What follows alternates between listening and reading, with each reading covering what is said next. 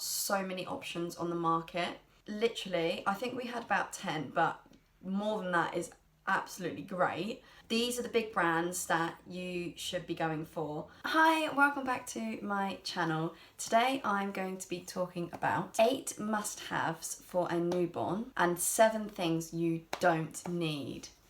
So I've seen quite a few similar videos of things that people regret buying or things that people thought were really useful and essential for a newborn. So I thought that I would give my own list of what I found useful and either things that I didn't get and didn't miss, or things that I think, why did I bother buying that? Didn't need it.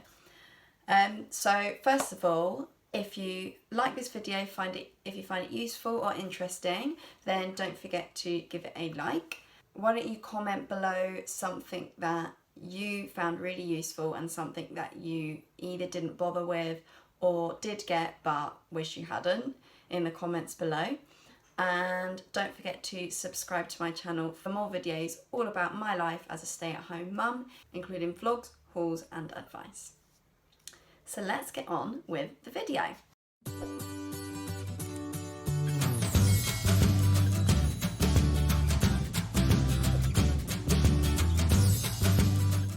So the first thing that you absolutely need, in my opinion, is a sling.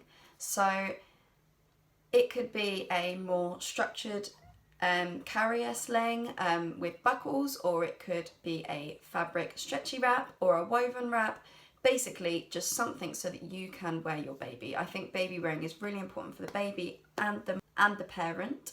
I think that a sling and baby wearing is essential for especially the newborn days, because your baby's lived inside of you for 9 months. So that's all they know. You are their home, you are their comfort, and all they want to be is close to you, hearing your heartbeat, hearing your breathing, and there are so many benefits to baby wearing. So yeah, that's definitely one to check out and look at. My next must-have is a bedside crib or next to me cot. So we got a Snooze Pod 3, but there are so many options on the market. They basically strap onto your bed, and it's basically a crib or a cot with one side off of it so that you can feed your baby and then roll away back into your own sleep space. We actually converted a cot into a bedside cot when Luna outgrew her Snooze Pod. So we still actually do it now at almost 16 months old. She still sleeps in a cot attached to our bed, and that is amazing. It works really well for us because, again, babies just want to be close to us when they are sleeping, and that offers a way for the baby to be close by. The next thing that I think you need is smaller size clothing. So a lot of people said to me, don't bother with the small sizes, like 0 to 3 upwards is fine. But so Luna was £6.11 when she was born, so she was not really small, but she was kind of smaller than we expected for 42 weeks gestation. And actually we didn't have enough really small clothes. I remember my mum had to send me a big box of clothes that she'd bought for Luna when she was born, that were in like the sizes like newborn, 0 to 1 months, even tiny baby. Most babies do need those sizes and don't go straight into 0 to 3. It's a bit confusing that it's called 0 to 3 because we didn't found it was from 0. It should really be called like 1 to 3. Yeah, that is another essential must-have in my eyes. The fourth thing is muslins. Literally, I think we had about 10, but more than that is absolutely great, because you use them for everything. You use them for mopping up sick, wee, but basically anything.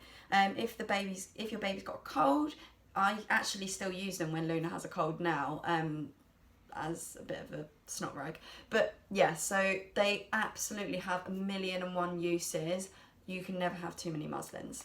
The next thing is a sleeping bag. Now, we did use a blanket when Luna was first born, but in order to make it a bit safer and make me feel a bit happier about when she was asleep, I put her in a sleeping bag as soon as she was the right weight for one. Now, a lot of sleeping bags go from sort of £8. You can get ones that start lower. they're just much safer than a blanket. They can't be pulled over their face, and they also can't kick it off. Some babies wake up loads because they've kicked the blanket off, and so that eliminates that issue. Next thing is somewhere safe to put your baby when you need the toilet. And so we had a bouncer chair, and that was brilliant. You could also get a baby swing or something like that, but basically if you need the toilet,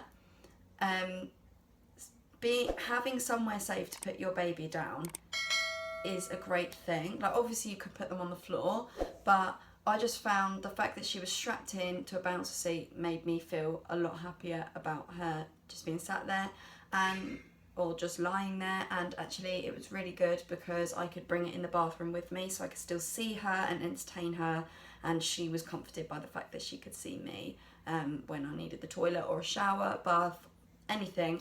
They're really, really useful. The next thing is a car seat. Let me know if you want me to do a more in-depth video about car seats.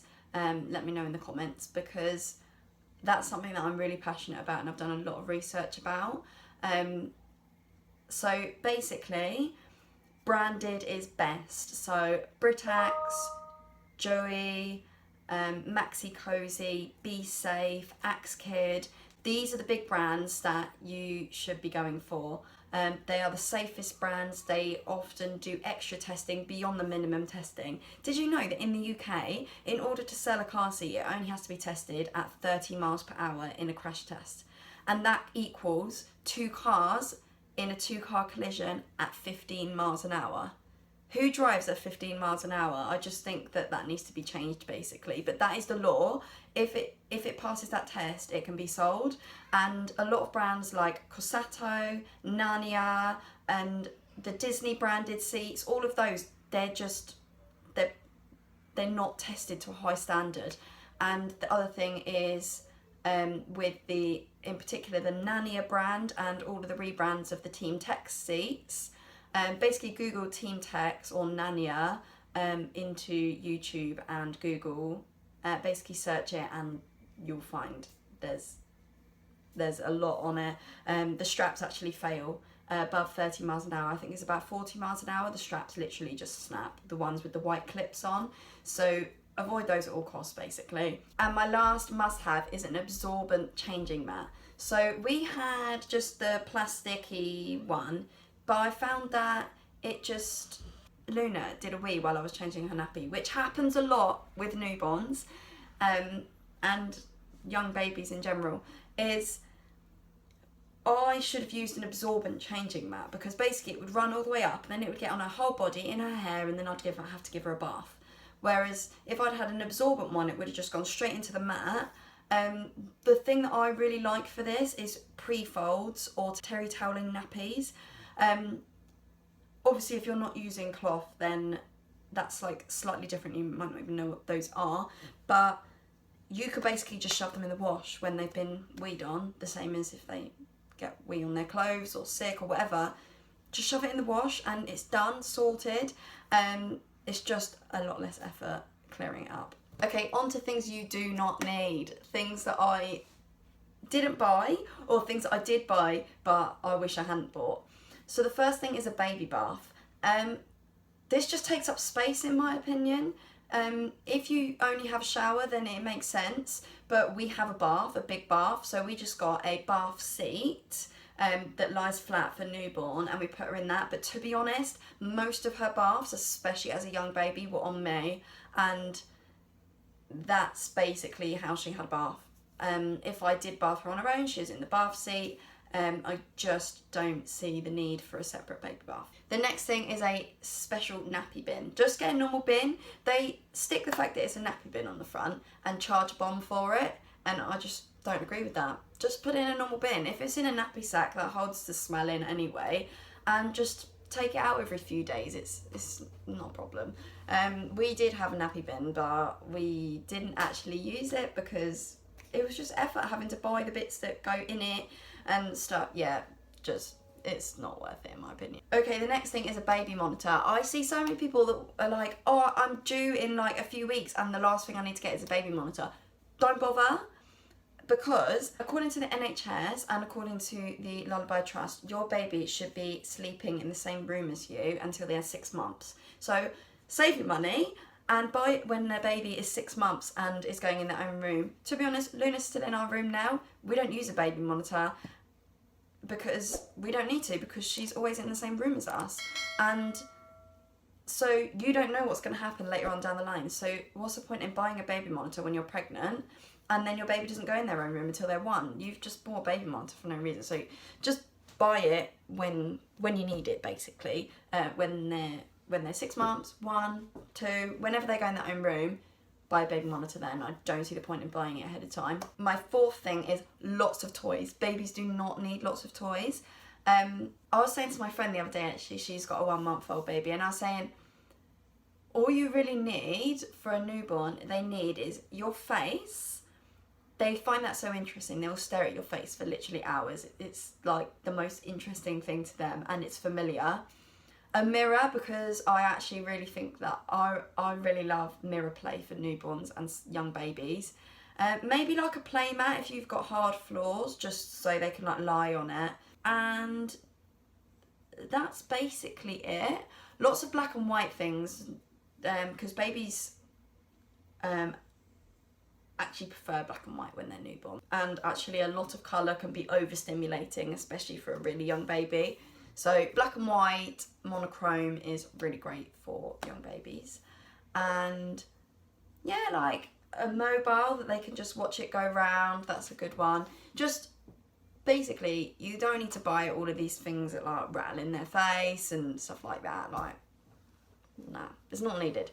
The next thing is baby shampoo and bubble bath. So we actually don't use that at all. It started off because babies have really sensitive skin and we didn't feel it was necessary. Luna was clean enough with just water. We only use water in her wipes as well because we use reusable wipes, and it does an amazing job. Like, water is an amazing thing. You don't need anything else. And now we don't do it because Luna has curly hair and we use the curly girl method, and so I don't think that there are any bubble baths or anything that are curly girl friendly, and we don't use shampoo. So yeah, you never know. So yeah, we got bought it by people, and we did buy like a couple of bottles. But to put it in perspective, Luna's almost 16 months old now, and I've been using her baby shampoo because she doesn't use it, and it's still going.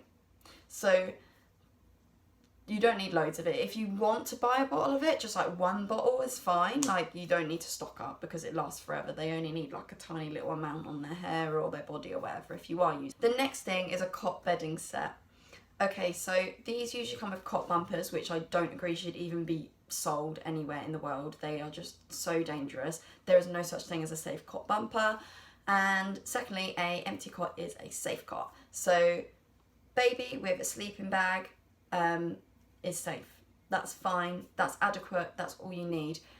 You don't need these blankets, these duvets, things like that. Just like a fitted sheet and a baby in a sleeping bag. That's safe, and they're warm enough. They're fine. And my final thing that you do not need is a car seat blanket. And I'm talking about the ones where the straps go through it. Basically, most of them aren't safety tested. There's a few of them that are, but personally, I think that you just don't need it. It's a waste of money. Like, especially when they're in their newborn car seat, just put the baby in the car seat and put a blanket over the top of the straps. So do the straps up and then put the blanket over the top. It doesn't affect the safety of the car seat that way at all. You're not compromising any safety. It keeps the baby warm while the car's sort of heating up and that, without the risk of them overheating. And it's just, they're a lot cheaper.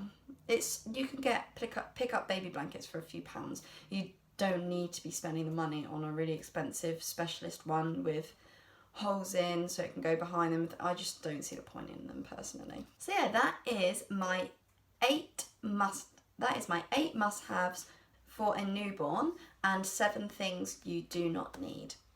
I hope you found it useful, interesting. If you agree or disagree with any of these, or you have your own ones, don't forget to drop them in the comments below. Don't forget to give this video a like and to subscribe for more videos all about my life as a stay-at-home mum. So with that, I'm going to say bye-bye.